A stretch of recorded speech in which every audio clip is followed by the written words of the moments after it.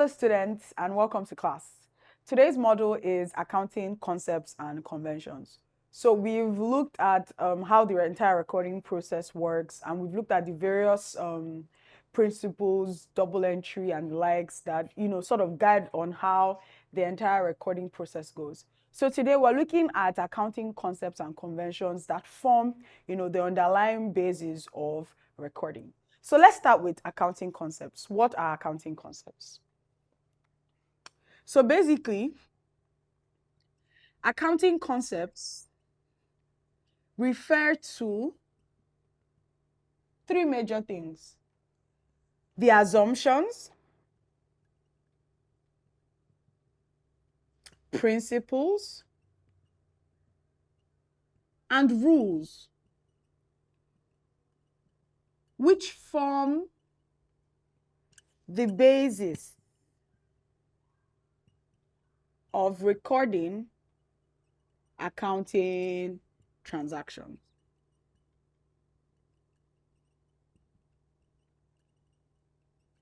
So pretty simple stuff, right? What we're trying to say is accounting concepts are the underlying guidelines that provide the basis on which accounting transactions are recorded. The idea is to sort of enhance the uniformity and consistency of accounting information across board.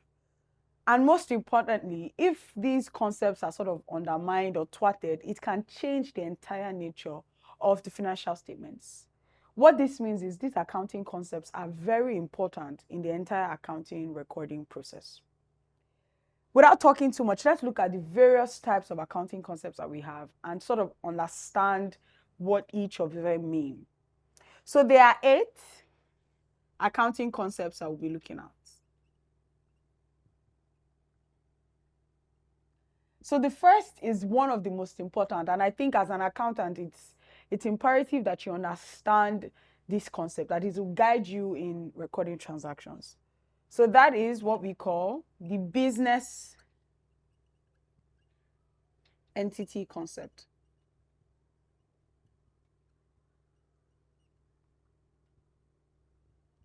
Business entity concept. What do we mean? The business entity concept is an accounting principle, right, that separates the owner from the business. I'll say that again. It is a principle that separates the owner of the business from the business in itself. What this means is transactions that relate directly to the owner and have no effect on the business should not be recorded in the business. This is why when the owner of the business takes out some amount of money from the business, we don't record that as general, administrative, or selling expenses. We call it a setting name, which is what we call drawings.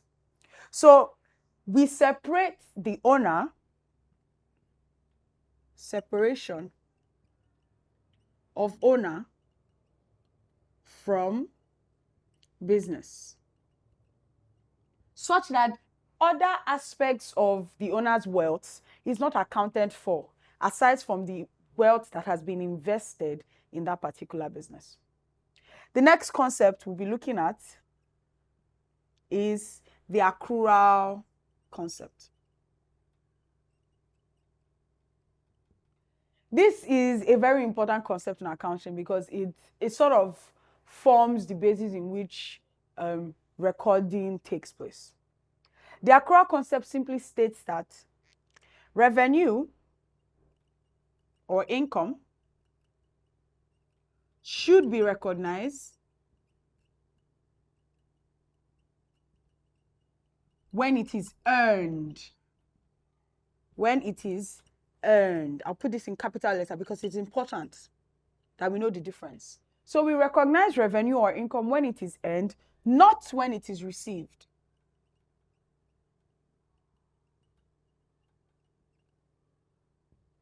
While expenses are recognized when it is incurred, not when it is paid. Work with me, guys. So we receive money when we make sale. When we receive those amount of money, we recognize it as income. Everyone's happy. However, there are some revenue that has been earned by the company. For example, when we talk of credit sale, in which consideration, that's money, has not been transferred yet. However, the value of those goods or the value for those goods has been earned. Revenue must be recognized at this point. That's why in the sale account, we have a combination of both cash sale, where we collected money, and credit sale, one in which we recognize debtors. So that is the basic or the underlying fact for this concept. Revenue is recognized when it is earned, and the same goes for expenses. We recognize expenses when they are incurred, not when they are paid. For example, the rent of a building lasts from January to December. If as of March, we are yet to pay the rent for that year, we will still recognize that rent expense in our financial record. This is because for that particular reporting or accounting period, that expense has been incurred. However, it is yet to be paid.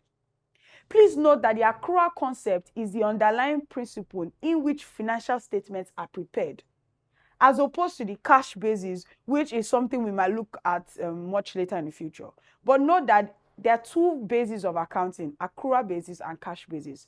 And for profit-making organizations, limited liability companies, sole proprietorships or partnership businesses, the concept or the basis of recording is on accrual basis.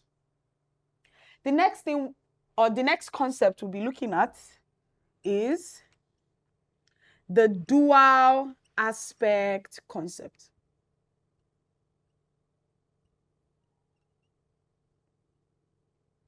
Now, this will be very familiar because it relates to the double entry principle. Recall the double entry principle says that for every debit entry, there must be a corresponding credit entry and vice versa. What the dual aspect concept is saying is every transaction has two aspects. Remember, there's something I always say, it has two legs. Yes, this is what we're talking about. Every transaction has two aspects. One debit and one credit. At every point in time, whenever there's a debit entry, there will always be a corresponding credit entry. So what we're simply saying is, at every point in a transaction, there's an account that receives value and there's another account that gives value.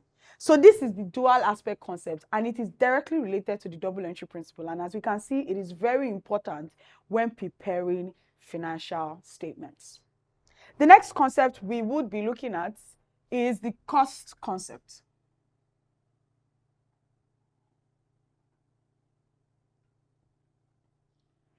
What are we talking about here? The cost concept simply states that assets would be recognized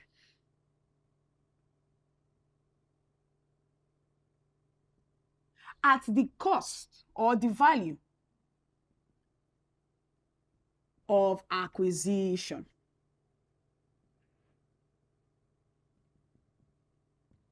What this simply means is, at every given point in time, when assessing, the items in the balance sheet, the asset would not always reflect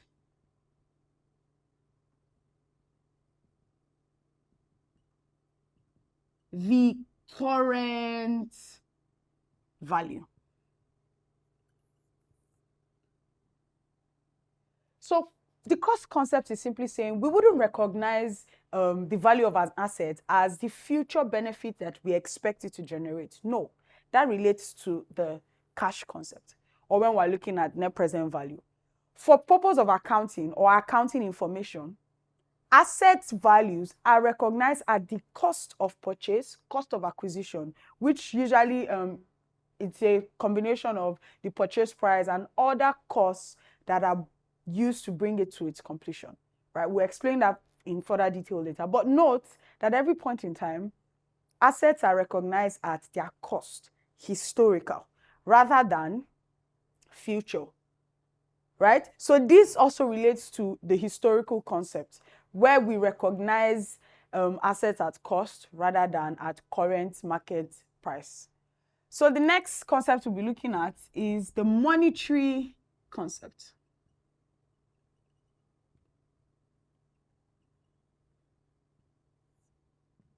Very interesting. So I've also mentioned this before, and I'll mention it again. It says accounting information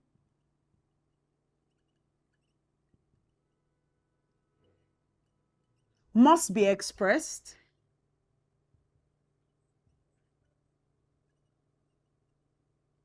in monetary terms.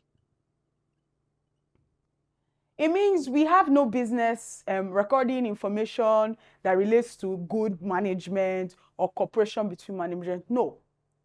Information of financial nature.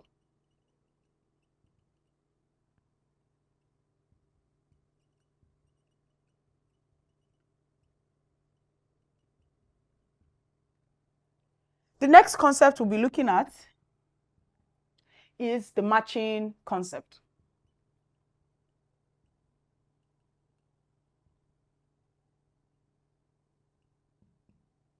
The matching concept simply says that revenue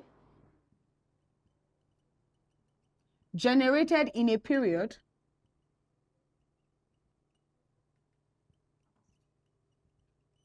must be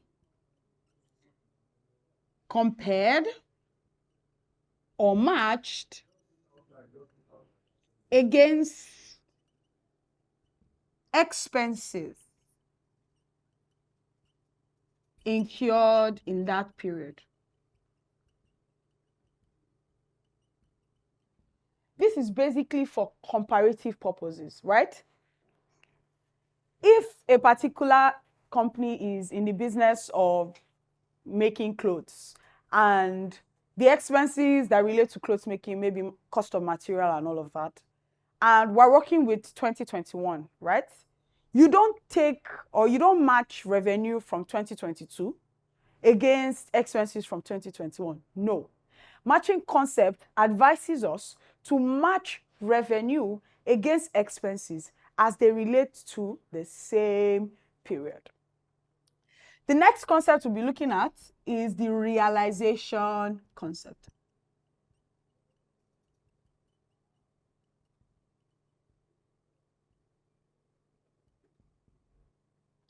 The realization concept is, it gave birth to the Accrual Concept, right?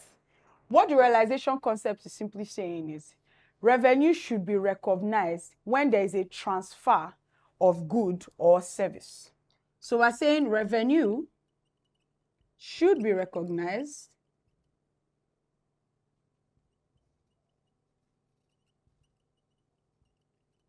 when there is a transfer of goods or service. It's simply saying profit should be recognized when the goods has been sold. So it's more like, when do we realize profit? Profit is realized when the goods or service has met its final consumer, regardless of when the actual income has actually been received or paid out. The last concept we'll be looking at is the going concern concept. This is very important. Let's put that here. Going concern concept. It is one of the most interesting concepts in accounting because it is the basis on which financial statements are prepared. It simply says that financial statements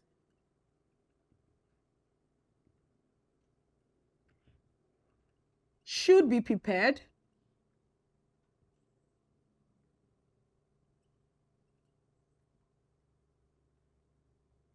to the point where operation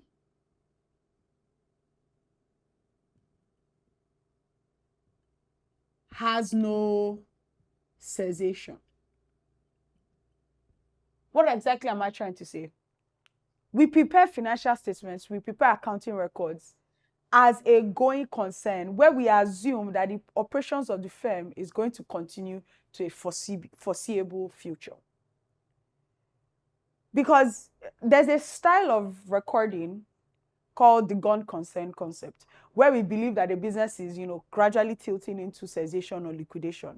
Here, financial records are prepared very differently. The concepts, most of these concepts are altered. So it is important to note that at every point in time, when financial statements are being prepared, it is on the basis that the firm is a going concern. That is, its operations are deemed to continue to a foreseeable future. Having looked at these 8 accounting concepts, let's look at accounting conventions.